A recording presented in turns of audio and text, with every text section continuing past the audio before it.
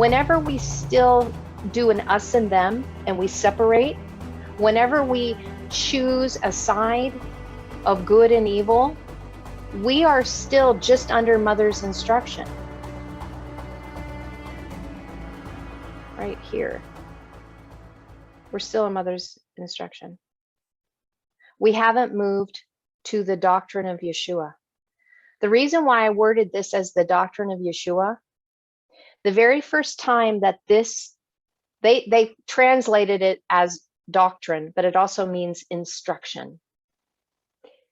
This is from the root yalaf. Oops, I can't use my stylus, I'm using my finger. This comes from yalaf.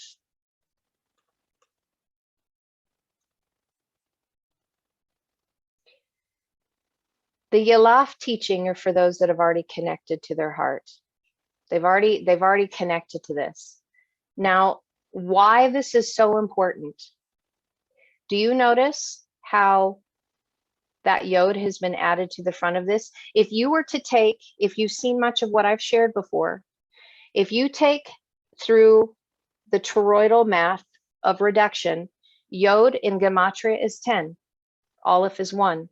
If you odd out the 0 and reduce it through toroidal math, through reduction math, the aleph and the yod are the same.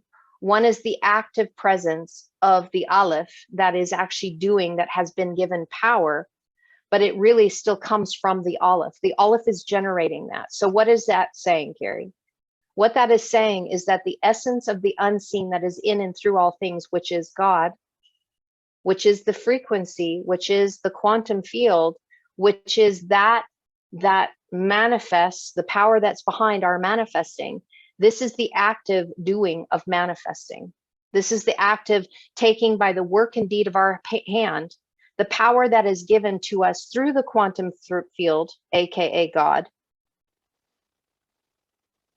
and connecting it within. This is really heart-brain coherence right here. This is totally heart-brain coherence, because we've got the activeness of the power that is connected to us on the inside, our heart. So again, this is brain instruction in duality. This is now bringing it within through the generated power that we've already connected to on our heart, so that we can have heart-brain coherence and move us into oneness unity. Now, I find this amazing, because what is going on here? Let me erase the ink again so I don't get confused with all of these scribbles on the page. If you remember what Ken said this weekend, and I'm going to put up the rest of the teachings on Saturday. I had to do them in 4 parts, and I've got them loaded. I just got to release them so that they're not all on the same day. When he began to share after what we had looked at in Revelation chapter 1, the second part, he said something very specific, and I'm excited when he gets home today because I can show him this, that we are to become the face. Pana in Hebrew means to turn and to face, to be the face. What Yahshua was doing here in the doctrine, so he finished teaching, and they were marveling at his doctrine. They were marveling in his instruction. He was getting them to comprehend, I and my Father are one. He was actually taking them into the realm of the unseen, and he was revealing it to them. He was revealing that they could become the face of God. They could become the face by revealing the essence of the unseen, by being able to manifest it and have it completely revealed. That this oneness unity that we're talking about goes way beyond us just connecting at the heart level. This goes beyond to the place of quantum. This is becoming one with the unified field. This is becoming one with God. This is becoming one as a creator. Why is this important? Because out of our heart, our mouth speaks.